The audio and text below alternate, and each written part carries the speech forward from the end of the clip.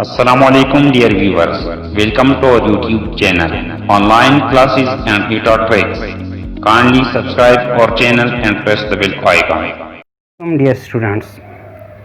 Today we are going to discuss first topic of FSC part 1. Dear students, part 1 का जो पहला chapter है वो हमारे पास है मेजरमेंट. स्टूडेंट्स, मेजरमेंट के अगर हम जनरली माने देखें तो इसका मतलब है पैमाइश.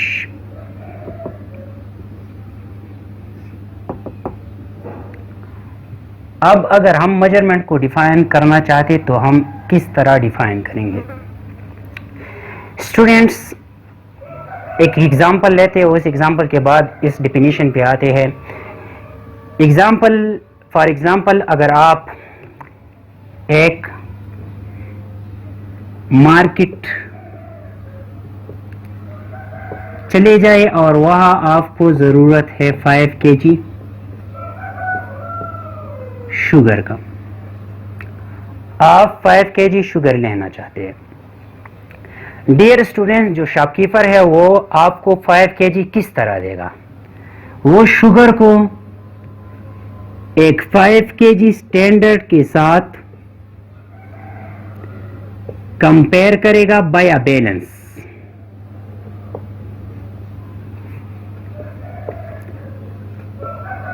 फाइव kg शुगर को कंपेयर करेगा एक स्टैंडर्ड के साथ. ये 5 kg जो मैंने लिखा है ये एक स्टैंडर्ड है. शुगर को कंपेयर करेगा एक स्टैंडर्ड के साथ और फिर आपको 5 kg शुगर देगा. इसी तरह अगर आप कपड़ा लेना चाहते हैं तो जब आप कपड़ा लेंगे तो आपको अगर सपोज 5 मीटर या 4 मीटर कपड़े की जरूरत है तो जो शॉपकीपर होता है वो कपड़े को कंपेयर करेगा 1 मीटर के साथ. 1 मीटर, फिर 2 मीटर, फिर 3 मीटर और इस तरह 4 मीटर वो आपको कपड़ा देगा. तो यहाँ पे स्टूडेंट अगर देखा जाए तो हमने एक स्टैंडर्ड को कंपेयर किया है अननोन क्वांटिटी के साथ.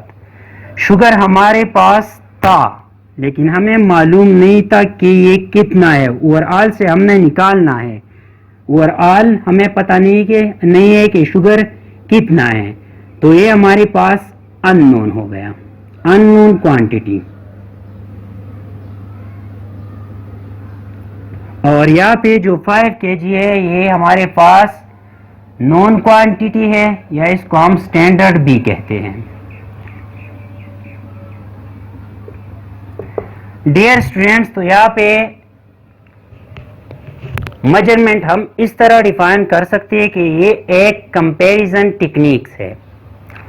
ये एक कंपैरिजन है किस चीज के दरमियान? एक स्टैंडर्ड जिसे हम नॉन क्वांटिटी कहते हैं और एक अननोन क्वांटिटी के दरमियान. तो हमने यहाँ पे लिखा है कि the comparison of unknown quantity with unknown quantity, इस नॉन क्वांटिटी को हम स्टैंडर्ड भी कहते हैं. स्टैंडर्ड भी कहते हैं. Is called measurement. तो मेजरमेंट की डिफिनीशन हमारे पास क्या आ जाएगी? Comparison of unknown quantity with unknown quantity is called measurement. Dear students, अब हमने यहाँ पे क्वांटिटी की बात की. क्वांटिटी अननोन या नॉन. तो मेजरमेंट का जो पूरा चैप्टर है ये क्वांटिटी पर बेस होगा. अब हमारे पास क्वांटिटी क्या है? फिजिकल क्वांटिटी की तरफ हम आते हैं.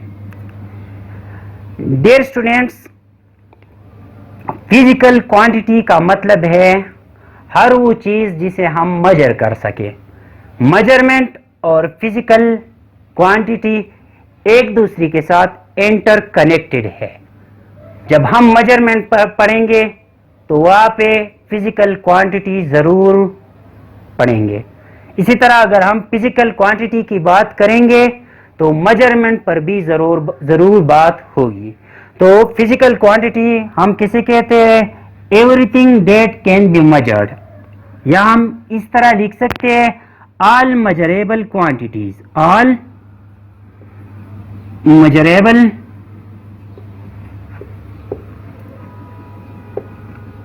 quantities are called physical quantities. Dear students, अब यहाँ पे जब आप किसी चीज को मेजर करते हैं, हम फिर उसी एग्जाम्पल पे जाते हैं, कपड़े की एग्जाम्पल पे या शुगर के एग्जाम्पल पे। अगर आप देखें तो वहाँ पे मैंने लिखा है कि हमने 5 kg शुगर मेजर किया, हमने एक स्टैंडर्ड के साथ कंपेयर किया, तो क्या आ गया हमारे पास 5 kg शुगर हमने ले लिया। इस तरह हमने कपड़े को एक स्टैंडर्ड के साथ कंपेयर किया और हमने 4 मीटर कपड़ा लिया। स्टूडेंट्स, यहाँ पे अगर देखा जाए तो 5 kg या फिर हमारे पास 5 जो है ये एक नंबर है और kg जो है ये एक यूनिट है।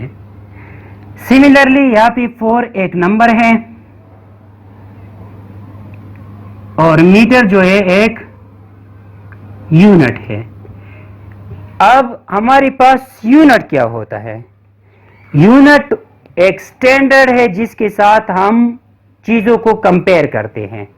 हम सपोज अगर मास लेंगे तो मास के लिए आप केजी यूनिट भी यूज कर सकते हैं, मिलीग्राम भी यूज कर सकते हैं, ग्राम भी यूज कर सकते हैं। इस तरह अगर आप टाइम लें, टाइम के लिए आप डेज भी यूज कर सकते हैं, और भी यूज कर सकते हैं, मिनट्स भी यूज कर सकते हैं। तो फिजिकल क्वांटिटी जिस चीज में हम मेजर करें उसे हम कहते हैं यूनिट। तो यूनिट का डिफिनेशन हमारे पास क्या आ जाएगा?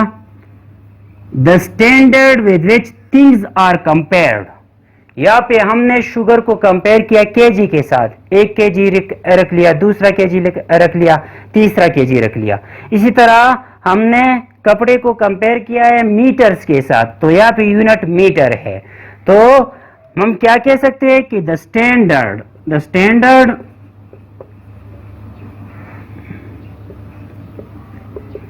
with which things are compared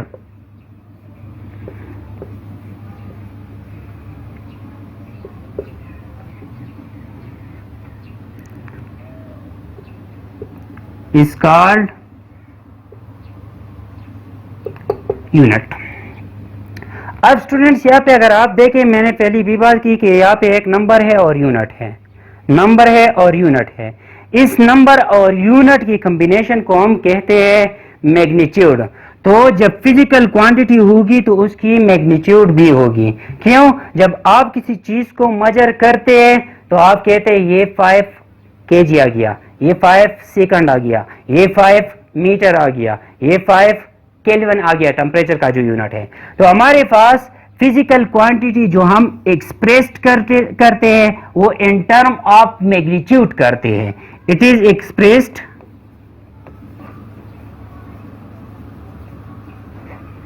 in term of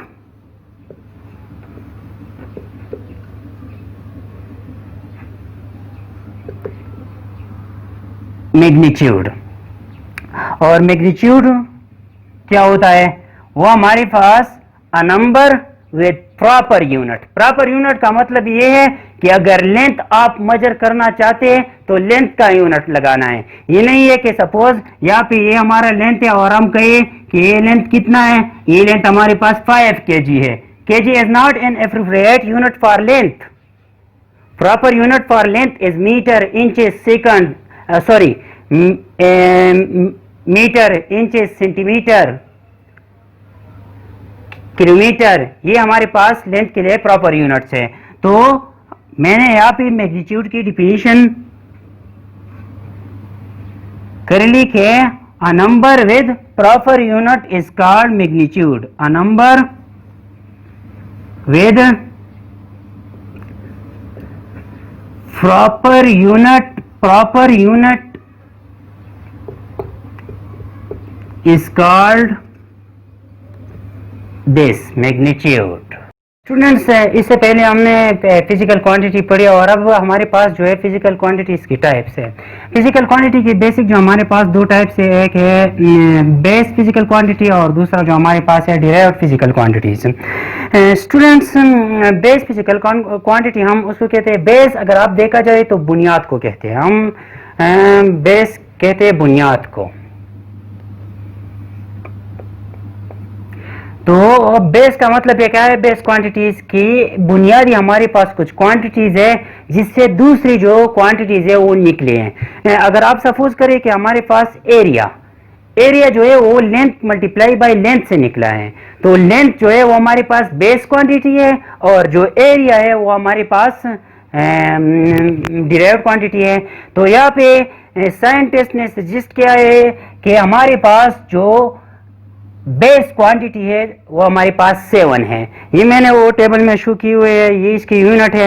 लेकिन पहले हम बेस क्वांटिटी को जानने की कोशिश करेंगे कि बेस क्वांटिटी को हम डिफाइन किस तरह करते हैं। वो क्वांटिटीज जिससे हम दूसरी क्वांटिटीज निकाल सके उनको हम कहते हैं बेस क्वांटिटीज। तो यहाँ पे डिफिनीशन में इस तरह लिख सकता हूँ कि those quantities in term of which other quantities can be expressed, those quantities या यहाँ पे लिखिए कि those fundamental physical quantities,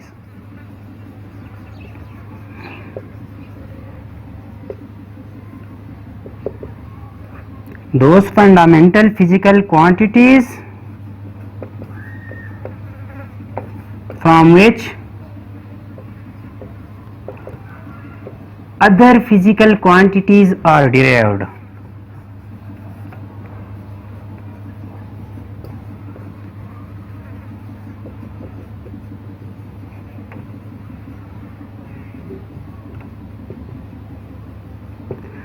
Are called those fundamental quantities from which other physical quantities are derived are called base quantities. Dear student, base quantities जो है वो हमारे पास 7 है। एक हमारे पास लेंथ है, दूसरा मास है, टाइम है, इलेक्ट्रिक करंट है, टेम्परेचर है, अमाउंट ऑफ सब्सटेंस है और इंटेंसिटी ऑफ लाइट, या इसको हम लुमिनियस इंटेंसिटी भी कहते हैं, लुमिनियस इंटेंसिटी। यहाँ पे कुछ टर्म्स है वो हम डिफाइन करेंगे कि ये क्या होती है, लुमिनियस इंटेंसिटी। स्टूडेंट्स, लेंथ, मास, टाइम, इलेक्ट्रिक करंट, टेम्परेचर आप ज्यादातर पढ़ चुके हैं। लेंथ, मास, टाइम और टेम्परेचर जो है वो आप क्लास 9th में पढ़ चुके हैं। इलेक्ट्रिक करंट जो है वो आप क्लास 10th में पढ़ चुके हैं। इन दो पे मैं थोड़ा रोशनी जो है वो डालूंगा कि हमारे पास अमाउंट ऑफ सब्सटेंस क्या होता है और इंटेंसिटी ऑफ लाइट क्या होती है। स्टूडेंट्स, अमाउंट ऑफ सब्सटेंस अगर आप देखें तो यहाँ पे अमाउंट ऑफ सब्सटेंस और मास जो है ये एक ही चीज के दो नाम है, लेकिन थोड़ा सा इसमें डिफरेंस है। सॉरी, लेंथ नहीं, मास। यहाँ पे जो अमाउंट ऑफ सब्सटेंस है और मास, इसमें थोड़ा सा डिफरेंस है। मास, जब हम मास की बात करेंगे तो मास का मतलब है एज अ होल। सपोज यहाँ पे हमारे पास एक ब्लॉक है, तो जब हम मास की बात करेंगे तो हम इसको एज अ होल लेंगे, जबकि अमाउंट ऑफ सब्सटेंस भी एक किस्म का मास है, लेकिन कौन सा मास? Molecular mass. इसके मॉलिक्यूल कितने हैं, इसके एटम्स कितने हैं, वो केमिस्ट्री वाले खूब जानते हैं कि atomic mass, molecular mass, etcetera etcetera. तो अमाउंट ऑफ सब्सटेंस जो है ये माइक्रो लेवल पे मास है और मास जो है वो मैक्रो लेवल पे है। मैक्रो मतलब बड़ा और माइक्रो मतलब छोटा। तो अमाउंट ऑफ सब्सटेंस जो है ये माइक्रो लेवल पर है। दूसरा हमारे पास जो टर्म है इंटेंसिटी ऑफ लाइट, या हम इसको लुमिनियस इंटेंसिटी भी कहते हैं। इंटेंसिटी हमारे पास, अगर हम इसके माने को देखें तो इंटेंसिटी कहते हैं शिद्दत को। तो इंटेंसिटी ऑफ लाइट का मतलब क्या है कि हमारे पास लाइट की एनर्जी कितनी है, कहां पे कितनी है। अगर एक यूनिट एरिया है, यूनिट एरिया का मतलब यहां पे है 1 मीटर स्क्वायर एरिया, और यूनिट टाइम है, यूनिट टाइम का मतलब यहां पे है 1 सेकंड। तो एक एरिया में लाइट एनर्जी 1 सेकंड में कितनी पास होगी। तो इसका डिफिनीशन हम इस तरह कर सकते हैं कि the energy of light passing through a unit area in unit time, energy of light passing through a unit area in unit time, ये हमारे पास इंटेंसिटी ऑफ लाइट का फार्मूला हो गया। और इसका यूनिट जो है वो हमारे पास है कैंडेला, और वो हम रिप्रेजेंट करते हैं CD से। स्टूडेंट्स, हमारे पास जो दूसरी टाइप है वो है डिराइव्ड क्वांटिटीज। डिराइव्ड क्वांटिटी, अब वो क्वांटिटीज होते हैं जो इन बेस क्वांटिटीज से डिराइव की गई हो, निकाली गई हो, या इसकी मल्टीप्लिकेशन से निकाली गई हो, या इसकी जो डिवीजन है उससे निकाली गई हो। तो मैंने क्या लिखा है, those quantities which are obtained from the division और multiplication of the base quantities are called derived quantity. मैंने यहाँ पे आपको पहले एक एग्जांपल दे दिया कि सपोज हमारे पास एरिया है, एरिया का यूनिट हमारे पास है मीटर स्क्वायर। मीटर का मतलब है मीटर मल्टीप्लाई बाय मीटर, तो मीटर लेंथ है multiply by length. So we can say that area is derived from length, from length multiply by length. So area is a derived quantity. अब suppose करें आप, हमारे पास acceleration है, आप पढ़ चुके हैं कि एक्सीलरेशन का जो यूनिट है वो हमारे पास है मीटर पर सेकंड स्क्वायर।